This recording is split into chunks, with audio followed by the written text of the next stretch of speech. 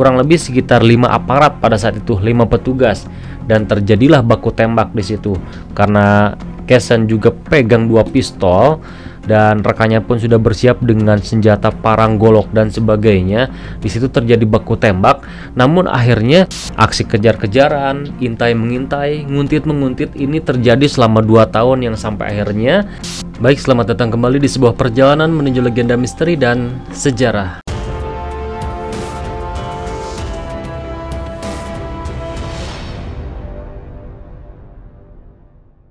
Baik, assalamualaikum warahmatullahi wabarakatuh. Sampurasun, apa kabar teman-teman semua? Semoga kita semua selalu dalam keadaan yang baik ya teman-teman.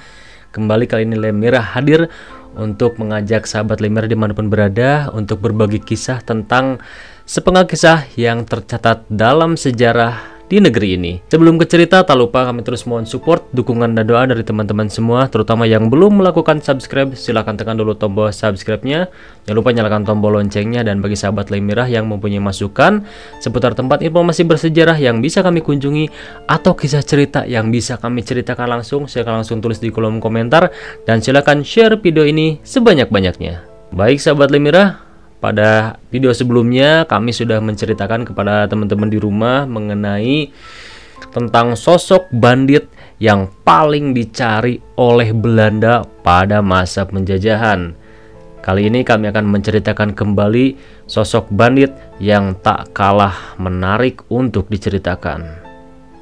Ini dia kisahnya.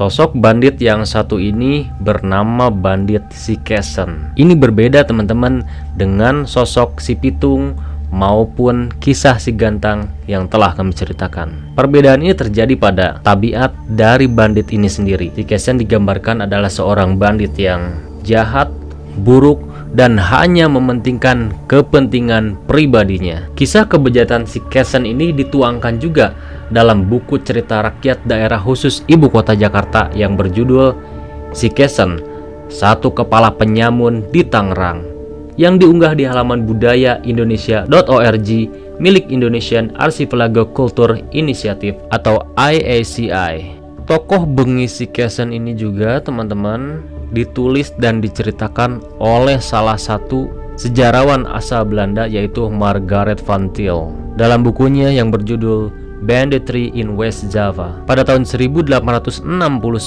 sampai 1942. Nah, jadi sahabat Lemira, tokoh bandit Casson ini banyak sekali diceritakan pada tabloid-tabloid, majalah-majalah dan koran-koran zaman dahulu. Ini berarti benar-benar kebengisan Casson ini sangat terkenal ya. Nah, diceritakan bandit Casson ini berasal dari daerah Rawabokor. Rawabokor itu jaraknya kurang lebih sekitar 20 km dari Batavia atau yang sekarang disebut daerah Tangerang. Bandit Casson ini dicurigai banyak terlibat beberapa kasus, mulai dari perampokan, pencurian, pembunuhan, pemerkosaan, yang sering dilakukan aksinya itu di kawasan Batavia sampai ke daerah Pulau Seribu, teman-teman. Sepak terjang Casson ini sampai membuat salah seorang Demang jengkel. Pernah satu kisah menyebutkan bahwa bandit Casson ini pernah menyerang salah satu rumah mandor, yang mana mandor ini benar-benar musuh bebuyutannya si bandit Casson ini. Kejadiannya pada saat itu sekitar pukul 11 malam, bandit Casson mendatangi rumah mandor ini bersama 9 kawannya. Tak tanggung-tanggung bandit Casson ini membawa 2 pucuk senjata api berupa pistol, sedangkan 9 rekannya ini membawa golok, celurit, membawa linggis. Ya, pokoknya peralatan untuk mendobrak sebuah rumah. Kebayang ya, jam 11 ada 9 orang lebih beraksi bandit mengepung rumah salah satu mandor. Setibanya di rumah mandor itu, Casson langsung mendobrak pintu, langsung masuk, ketemu si mandornya itu langsung dihajar, langsung terpapar ya di lantai. Dan pada saat itu istri muda si mandor ini ngeliat, tapi sama si Casson ini dibiarin aja.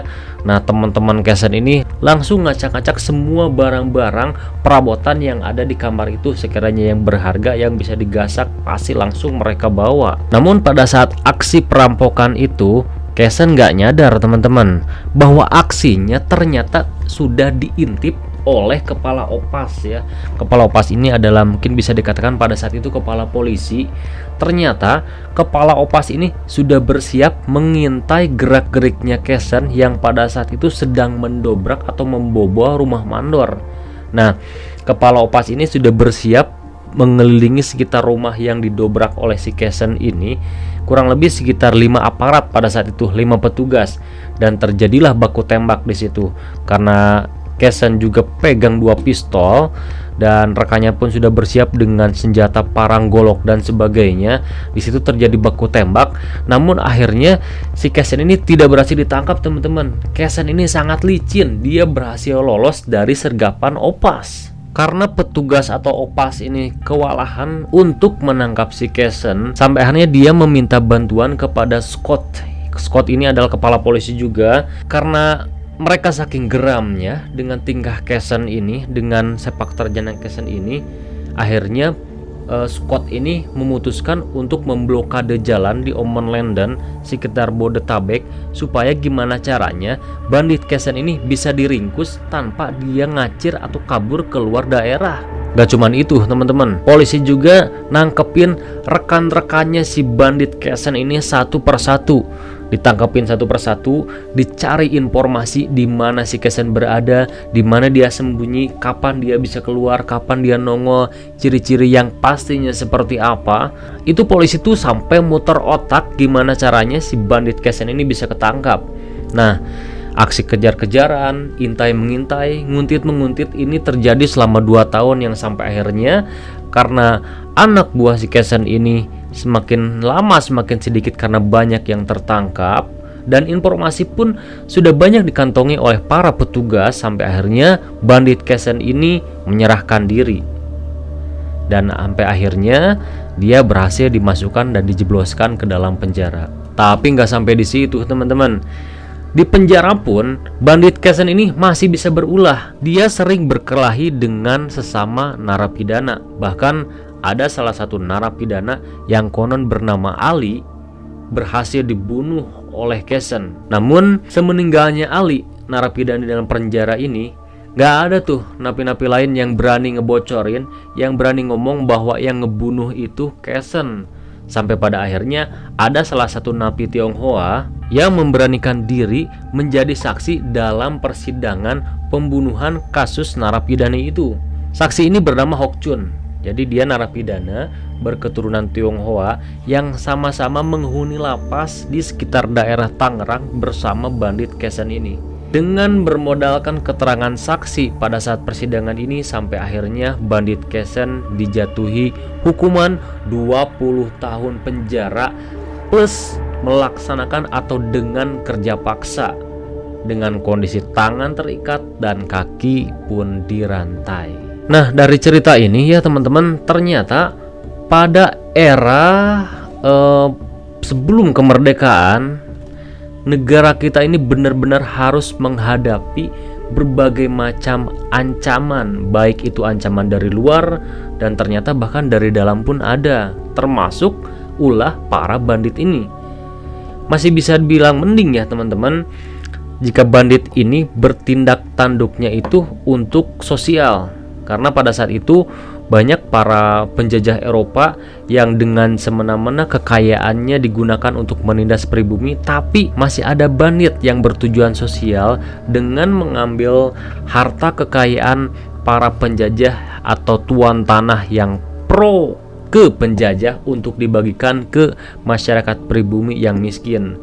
Dan satu lagi, ada juga bandit yang bertindak untuk kepentingan pribadinya tanpa memikirkan status atau warga pribumi yang sangat miskin pada saat itu. Jadi dia hanya mementingkan dirinya sendiri dan bisa dikatakan itu ordinary bandit atau bandit yang sebenarnya bandit asli ya, yang bertindak untuk kepentingan dirinya sendiri. Nah, baik sahabat Lemira, itu saja mungkin untuk pertemuan kita kali ini. Terima kasih kepada sahabat Lemira yang sudah menyaksikan video ini dari awal sampai selesai.